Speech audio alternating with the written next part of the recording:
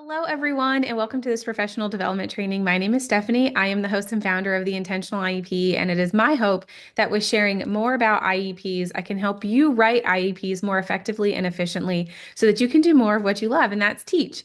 Today, I want to talk about what to do. What are the steps that you should be doing when an IEP goal is not working? The data is telling you the student is not making progress, and you just don't know what to do next. We are going to talk about the different steps that you can take to determine what should your next steps be as the student special education teacher and caseload manager. So let's get started.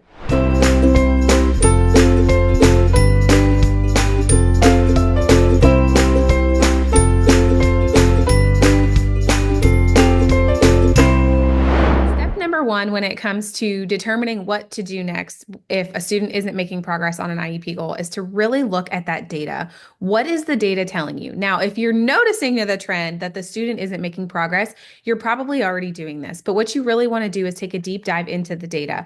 You want to graph that data and you want to really look for those trends or like the upward incline, or in this case, the plateau of data or the decline in data showing that the student's not making progress. Not only do you want to look at the data points from all of your progress monitoring, but you want to look at the student supports and services that they're receiving. Are they receiving all of the supports and services as written in the child's IEP? If they aren't, it's time to go back and start implementing all of those as they are written into the IEP, because that may be the reason why the student isn't making progress. If they are being implemented with fidelity and everything is implemented as it says directly in the child's IEP, then it is time to go ahead and look at what can we be doing differently. Is it the classroom that we're in? Is it who we're sitting next to? Is it little things that we can tweak, like different SDI we can try? Is it a different accommodation? Is it a different modification? Is it the time of day? Do we need to maybe flop, if we can, do math in the afternoon instead of the morning, or maybe math in the morning instead of the afternoon? There's a lot of different things you can look at, but before you make any changes, you do have to have that Amendment IEP meeting. I'm going to leave a blog post link below this training here that you can learn more about what an Amendment IEP meeting is and share that information with our other team members. But we're still within step one, so we're not quite to that IEP meeting stage yet. So step one is analyzing that data, taking a look at all of your data points that you have from progress monitoring on that specific goal, that skill that the student is working towards mastery of. And then you're also looking at the services and supports as written in the child's IEP, making sure they're being implemented with fidelity. And if they are, the next step is taking a look at what can we do to change these things. Once you've analyzed all of the students' data and you've analyzed the accommodations, modifications, the SDI, and everything's being implemented, maybe it's the goal itself, right? So it might be time to amend that goal. Again, there's a link below here for talking about different amendment IEP meetings that you may have and what that looks like throughout the school year, but it's time to analyze the goal itself. Is the goal too challenging? Is the goal too easy? Well, if the student's not making progress, maybe the goal is too challenging for that student. And that could be a myriad of things, right? It could be maybe the criteria is too high based on the baseline for this student. Maybe it's the skill. Maybe instead, when we choose IEP goals, and I'll leave a training that's linked here about how to choose IEP goals, but maybe when we chose this prerequisite skill for that grade level state standard, because we're doing standards aligned IEPs, maybe we chose the next level skill. We're not quite ready for that yet. So maybe we need to take a step back. And so maybe it's the skill that the student's not quite ready to learn yet, or maybe there's a prerequisite skill the student needs to learn first before mastering that specific IEP goal skill. Are the objectives and benchmarks appropriate for the skill that you're wanting that child to learn? Again, looking back at those prerequisite skills. The baseline data. Do we have accurate baseline data? Did we take baseline data with and without supports? And do we have accurate criteria that goes along with that skill to measure accurate progress of that skill? Are we actually measuring progress of the skill, or are we measuring progress or lack of progress of something else? And so you want to take a look and analyze the IEP goal itself before we go into changing anything.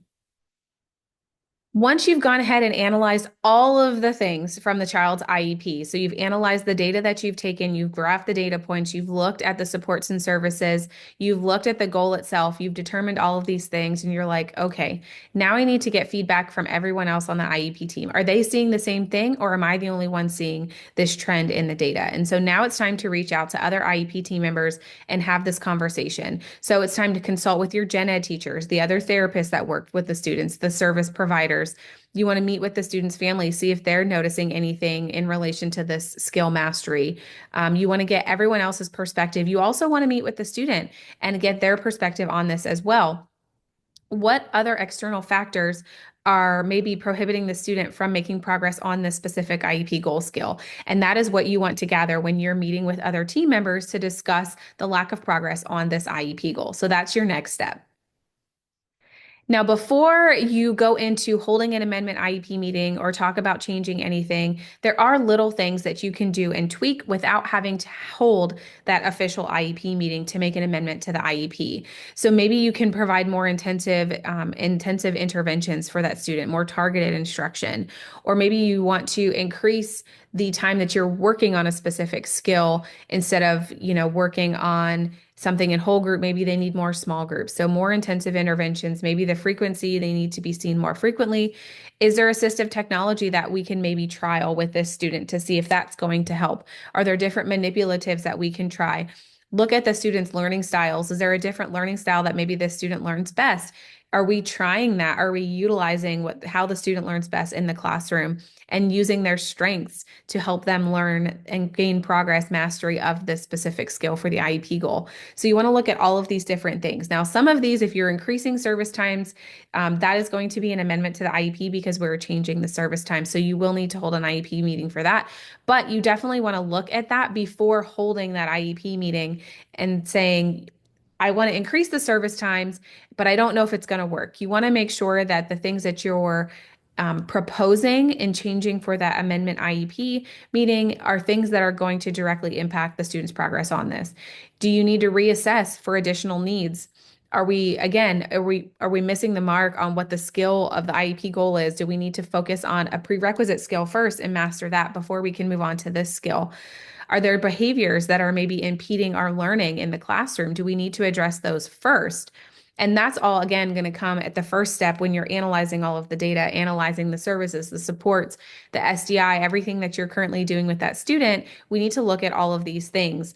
But you can provide additional accommodations for students in the classroom without holding that amendment IEP meeting.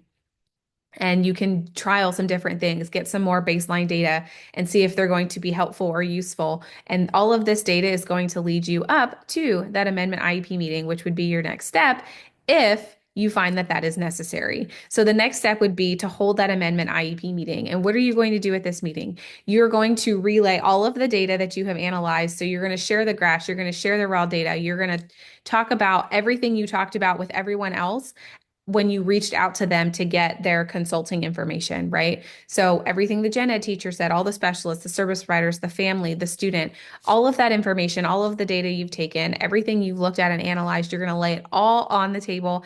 And then the IEP team together is going to come up with a new plan to help the student make progress on the specific IEP goal skill. Again, it could be a myriad of different things. If it's a behavior, maybe it's time for an FBA and we're going to implement a BIP. The student already has a BIP. Maybe we need to change some things in the BIP because they're not making progress on IEP goals. There is a direct alignment there between them. I'll leave a blog post here below this training about the alignment between FBAs and IEPs and BIPs and all of those things. And also one on special ed acronyms because I'm throwing a lot of those at you here today. But maybe it also is we need to work on those prerequisite skills, or maybe the SDI that we're using is not working. I'll leave a blog post here about what specially designed instruction is and what SDI stands for. So there's a lot of things that it could be. And really, when you're analyzing that data and you look at it and you're looking at all of the things and you're having these conversations, you're sharing the graphs, you're sharing the raw data, the data is really going to tell you what the next step should be. So again, analyze that data. It's the most important step here when it comes to students not making progress on their IEP goal, or maybe it's multiple goals. Maybe they're not making progress on a lot of things. And so we really need to look at all of the different things that we're implementing from within the IEP to see if they're working. And this is why data collection is so important. Make sure that you're taking data frequently and that you have enough data points to be able to accurately analyze the data and share that information with the team. After you hold the Amendment IEP meeting, your last step is again to be monitoring, collecting data, and adjusting the students' supports and services as needed. Remember, you can hold an Amendment IEP meeting as many times as needed throughout the school year. Hopefully, you don't have to have too many, but again, in analyzing that data and taking that data, it's going to lead you towards what supports and services should be provided to that student in their IEP. I shared a lot of information with you today. There's a whole bunch that goes into what happens and what you should be doing when a student is not making progress on their IEP goals. But all in all, don't forget to celebrate the small wins that students make. So even if a student is making slow progress, that's better than no progress, right? And we need to celebrate those small wins. Don't forget to take data and use that data to make data-driven decisions, not only at IEP meetings, but throughout the school year to make sure that the IEP is still servicing the students' needs and using their strengths to harness learning in the classroom. I hope this training was helpful for you. Don't forget to check out the links to the additional blog posts and additional free trainings here on our YouTube channel that we have for you. If you're looking for more trainings and more resources and all of the things, don't forget to also check out the Intentional IEP. We have a membership that is available, and you get access to an IEP goal bank that has screeners, which are your data baseline probes for over 2,000 different skills within our goal bank.